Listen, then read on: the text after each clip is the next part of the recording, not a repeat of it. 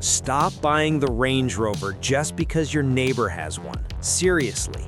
Everyone thinks the Range Rover is the ultimate king of luxury SUVs, but I'm going to show you why the 2026 Mercedes GLS might actually embarrass it. We are talking about a car that costs nearly $30,000 less, but might actually offer you more tech, more space, and a ride that doesn't make you feel every pothole. Is the Range Rover actually worth the six-figure hype, or are you just paying for the badge? Let's find out. For 2026, both of these massive haulers have some serious updates, but they go about luxury in completely different ways. I'm going to break down every single detail: the engines, the leather quality, the screen resolution, the third-row legroom, and yes, the maintenance nightmares you need to know about. We're going to see which one actually deserves your hard-earned money. Let's start with the looks, because let's be real, you buy these cars to be seen. The 2026 Range Rover is all about reductionism. That's the fancy word Land Rover uses. It means they took off anything that wasn't necessary. Look at the side profile. It's incredibly smooth. The door handles are flush, they pop out when you unlock the car and disappear when you drive away. It makes the side of the car look like one solid piece of metal. The panel gaps are laser tight. Around the back, it's controversial. You have that hidden taillight bar. When the car is off, it looks like a black gloss panel. When you hit the brakes, hidden LEDs shine through the black plastic. It's super cool tech. The car sits on massive 23-inch wheels that fill up the arches perfectly. It looks like a concept car that just rolled onto the street. It screams old money. It's elegant, not shouting for attention, but demanding it. Now look at the Mercedes GLS. This thing is not subtle. It's big, it's bold, and it wants you to look at it. The front grille is massive with these thick horizontal slats. For 2026, the bumper intakes are even more aggressive.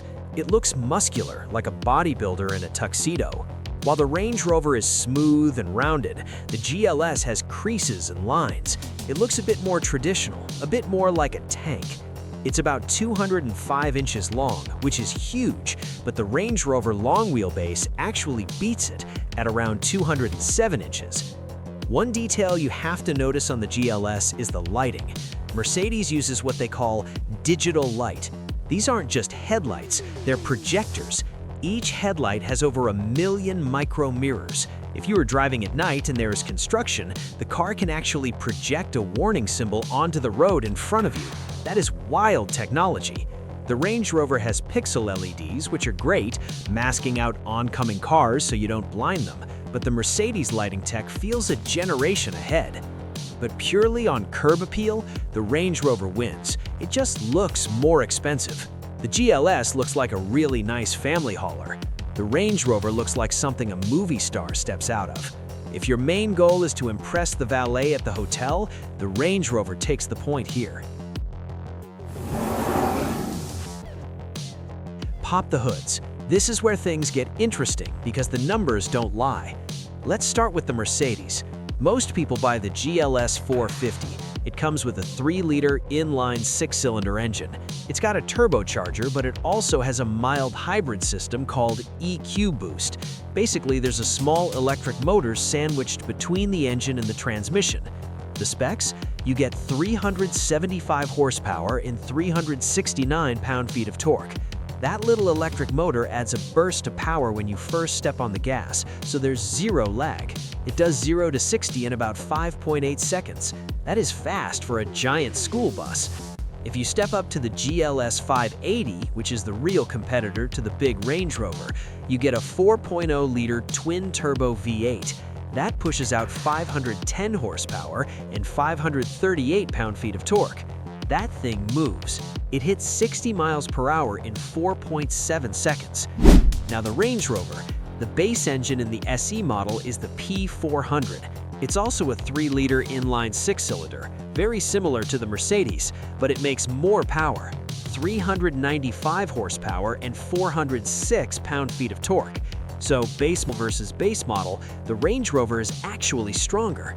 But if you want the V8, you have to get the P530. This is actually a BMW engine. Land Rover borrows the 4.4-liter twin-turbo V8 from BMW. It makes 523 horsepower. That beats the Mercedes 580 on paper. However, driving them feels different. The Mercedes 9-speed transmission is butter smooth. You don't even feel it shifting. It's like the car is reading your mind. The Range Rover uses an 8-speed ZF transmission, which is also great, but occasionally at low speeds in the city, it can be a little bit jerky, just a tiny bit. Also, fuel economy.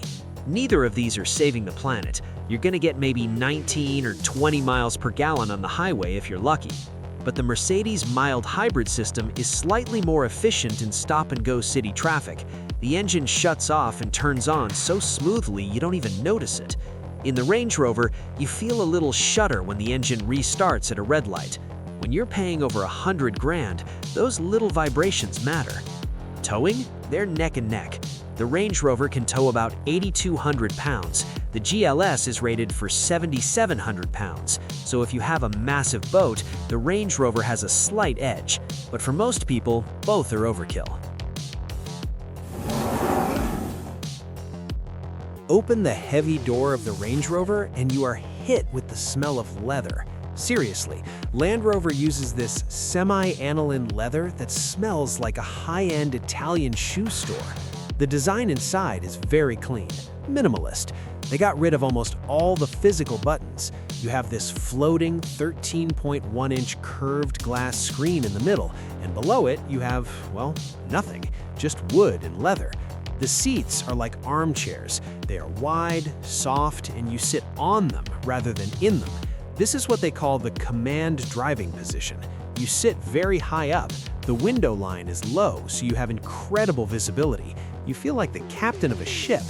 The armrests are separate for the driver and passenger, attached right to the seat, which is a classic Range Rover quirk. But here's the problem with the minimalism. Using the climate control is annoying. You have to use the screen for almost everything now. They used to have cool dials where you pushed for seat heating and pulled for fan speed, but they're slowly moving everything to the touchscreen. It looks great, but when you're driving 70 miles per hour, trying to find the button to turn on your seat massage on a glass screen is dangerous. Jump into the Mercedes GLS and it feels like a spaceship. It's not minimalist at all. It is tech-heavy. You have grab handles on the center console, massive slabs of wood trim, and metal vents that feel cold to the touch. The seats in the GLS are a bit firmer than the Range Rover, but they hold you better. They have this kinetic seat function where the seat bottom moves slightly while you drive to keep your spine from getting stiff. It sounds weird, but on a long road trip, it's a lifesaver. And the massage function? Mercedes wins. They have a hot stone massage setting. The actual seat heats up in specific spots down your spine while the rollers push into your back. It feels incredible. The Range Rover has massage too, but the motors feel a bit weaker. The Mercedes massage feels like a strong pair of hands. The Range Rover feels like a gentle vibration. Storage is better in the Mercedes too. The door pockets are huge. You can fit a massive water bottle in there. The Range Rover door pockets are kind of slim. The center console in the Mercedes is deep. In the Range Rover, if you get the optional refrigerator in the center console, which is cool, you lose almost all your storage space. Mercedes is the king of tech right now. You get two 12.3-inch screens side by side under one piece of glass. The system is called MBUX. The graphics are razor sharp. The coolest feature is augmented reality navigation. When you approach a turn, the center screen switches to a live video feed from the front camera, and big blue arrows float on the screen to show you exactly which street to turn down. It is idiot-proof. You never miss a turn. Also, the voice control. You say, "Hey Mercedes," and it actually works. You can say, "Hey Mercedes, I'm cold," and it will raise the temperature. You can even say, "Hey Mercedes, open the sunshade," and it does it. The Range Rover uses a system called PV Pro. It's good, much better than the old Land Rover systems, which were slow and glitchy. The screen haptics are interesting. You have to actually press the glass a little bit to register a click, sort of like an iPhone home button. It gives you feedback so you know you pressed it. The camera system in the Range Rover is superior for one specific thing: off-roading. It has a clear sight ground view. It stitches together camera feeds to make the hood of the car invisible on the screen, so you can see exactly where your front wheels are placing on rocks or curbs. It's super helpful in tight parking garages too, not just on mountains. However, the Mercedes software is faster. Swiping through menus in the GLS feels like using an iPad Pro. The Range Rover sometimes has a tiny split-second lag when you switch from maps to music. It's not a deal breaker, but again, for the price, you expect perfection. Also, audio systems. The Range Rover offers a Meridian signature sound system with 1,600 watts and 35 speakers. It includes speakers in the headrests. It creates a noise-canceling bubble around your head. It is stunning. The Mercedes has the Burmester 3D surround sound. It's fantastic, very punchy bass, but the Meridian system in the Range Rover has slightly better clarity for vocals. If you're an audiophile, the Range Rover takes the win for sound. This is the category that changes everything. If you have kids, listen up. The Mercedes GLS is a true 7-seater.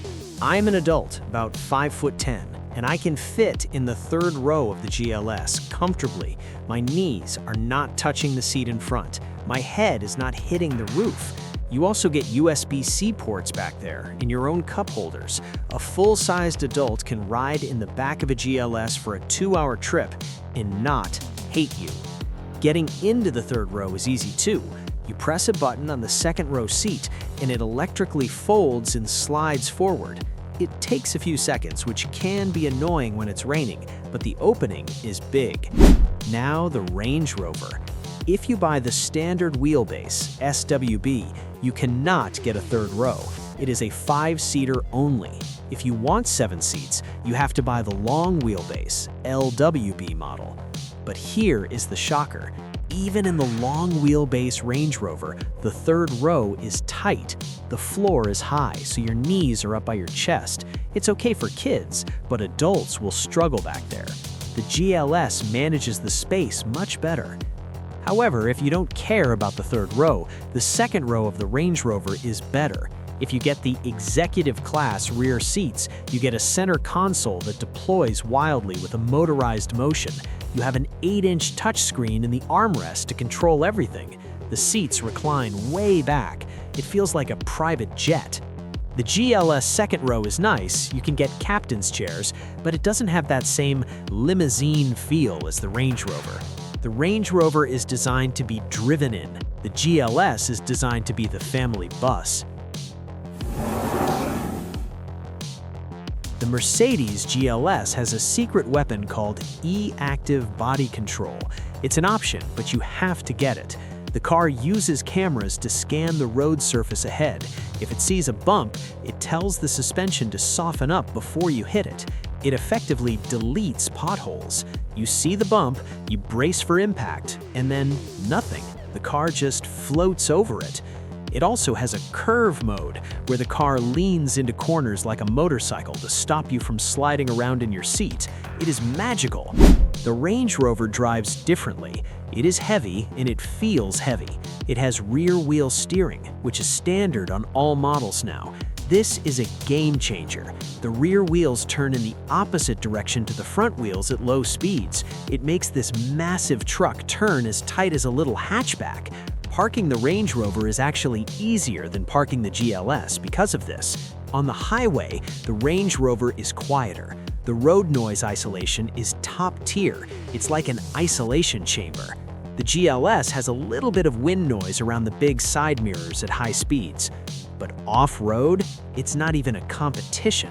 The Range Rover can wade through 35 inches of water. That is nearly 3 feet. The GLS can do maybe 20 inches. The Range Rover has locking differentials, low range gears, and modes for sand, mud, snow, and rocks. Most owners will never use this, but knowing your car can climb a mountain gives you a sense of confidence. The GLS is designed for the mall and the school run. The Range Rover is designed for the apocalypse. We have to address the elephant in the room. reliability. Land Rover does not have a good reputation here. We all know the jokes. If there's no oil under a Land Rover, there is no oil in it.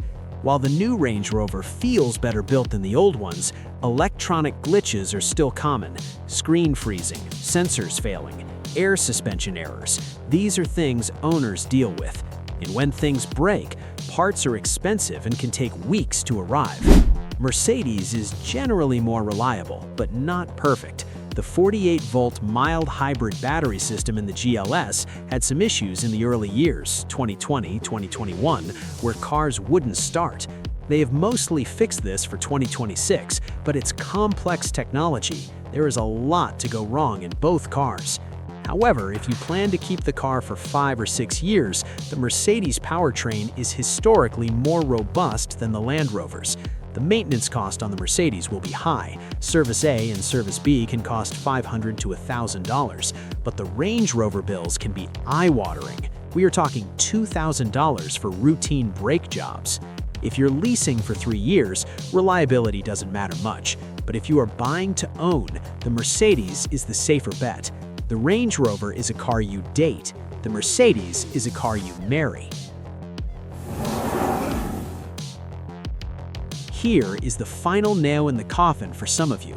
The 2026 Mercedes GLS 450 starts around $91,000. For that, you get a very well-equipped car. A fully loaded GLS 580 with the V8 engine and all the fancy suspension tech will run you about $125,000. The 2026 Range Rover SE SWB starts around $115,000. That is the starting price.